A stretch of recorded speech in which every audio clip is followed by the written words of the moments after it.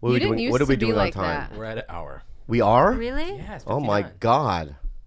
I feel like we didn't talk about anything. I know. We didn't even get to the point where Jenna dated that We're not talking about racist. that right now. You dated a racist? The guy who called you Jenna. Oh, let's talk about him. Well, who is he really quick? Yeah. His name is Lick.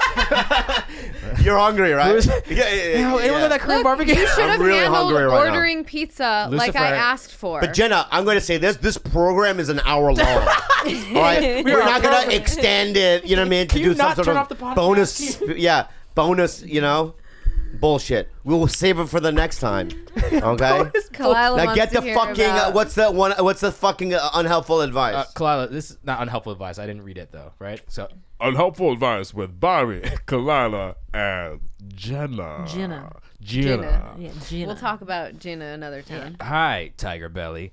I'm 28 years old and I live in Pennsylvania. I have a house, a car, a wife, a career, money in the bank account, and a plan for the future.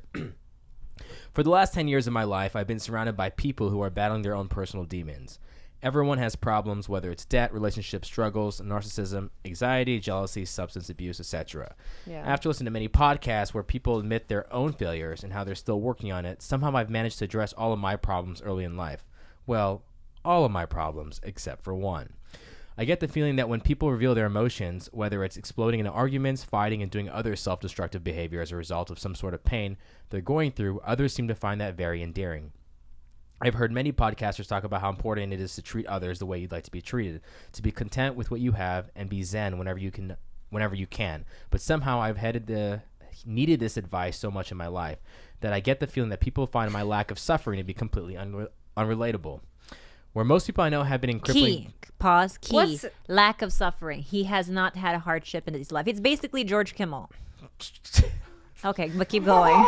He's had I struggles. appreciate because I'm lost now. Yeah. Where most people I know have been in crippling debt, abuse from their family or significant other, or other problems that eventually spiral out of control in their 20s and 30s, I think it's become very weird for other people to be around me because I'm almost never in a position of need or want.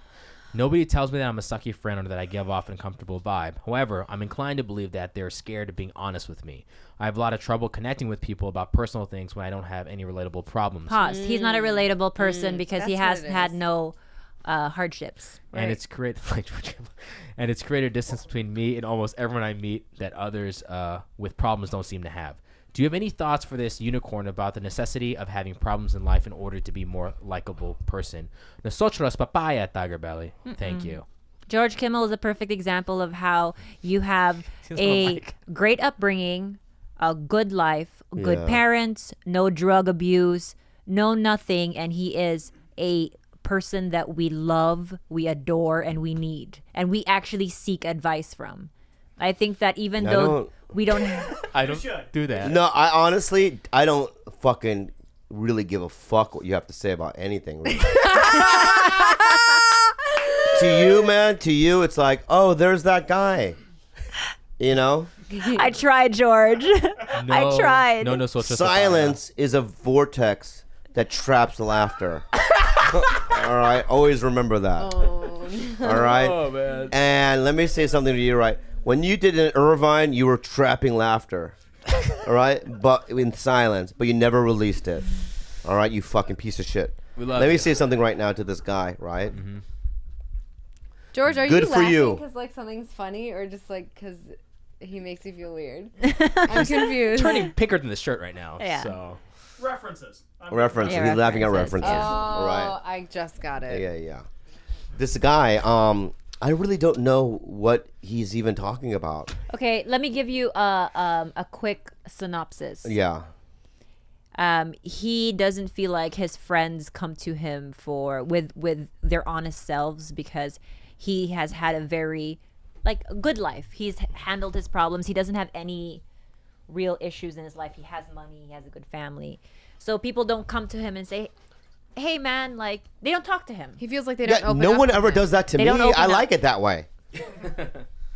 People don't come up to me and go, hey, I have a problem. They used to. There used to be a guy, I'm not going to say his name, and a girl, I'm not going to say her name. Okay. But the guy was a kind of big comic, right? The girl was a comic as well. And he used to beat her, right? Oh. So I'm not saying names. I know. I know, but I was on stage. I would be on stage, and I would, at the Improv or the Comedy Store or whatever, and from the corner of my eye, I would see her in the audience, like off to the side, crying. You know what I mean? Maybe she has a black eye. Oh. And she'd be like waiting for me to get off stage to give her advice. Right? I used to be that guy, but no longer because people walk all over you. I don't think so. I think they do. When I'm the guy that people are like, oh, let's see what Bobby has to feel, how he feels about this, or I'm going through a problem. They fucking use you. Okay? So now I'm a closed book. I'm just like you, friend. But you know what I like about somebody, I'm just assuming this guy is similar to you. What I like about you is that George, because he has no judgments, I can tell him anything and everything, and he's never had, Yeah. That's what I do like that about you. He's not like, ooh, that never happened to me. Ugh. Yeah.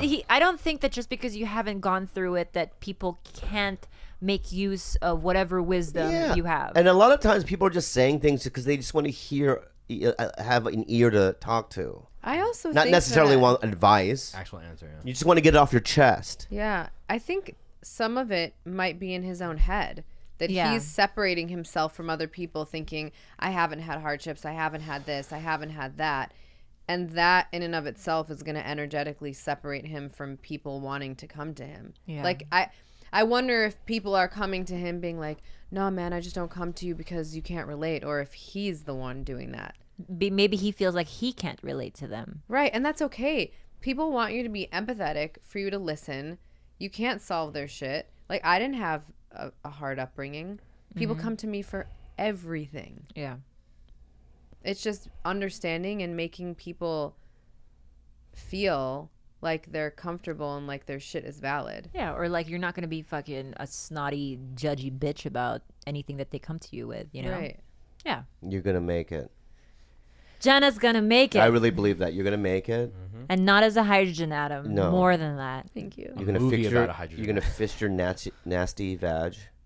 You fist it. You're going to fix it. Oh, I thought you said fist it. You're going to fist and then fix it. She already fists it. Once I get the money. No, I can't fist it. Yeah. So you're gonna fix that shit. You're gonna book in this next year something big. I can feel it. I can feel it too. I'm gonna light a few candles. No, I don't even need to light the candles. You're gonna book something big. Okay. I hope. I'm gonna make predictions for everyone in the room. Actually.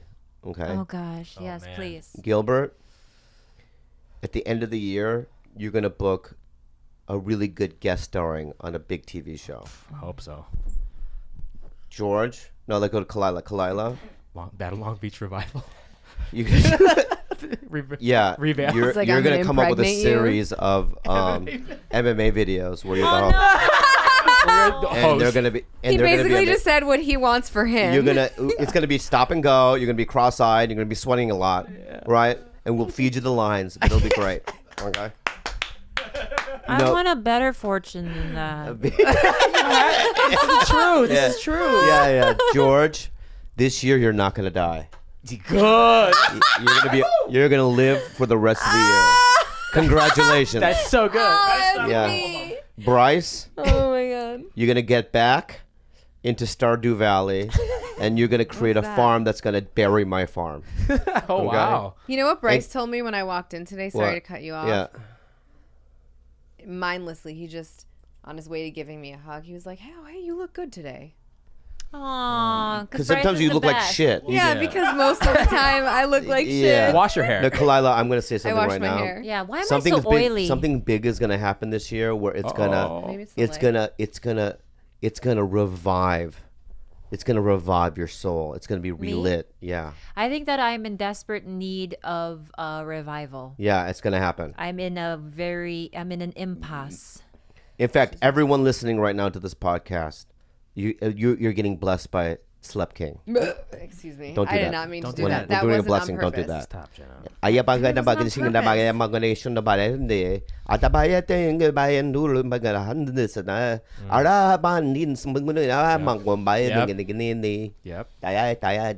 Truth. That's truth. That's me speaking in tongues. Thank you. God bless you. Take care. I gotta leave. Any shows for Bobby? Guys.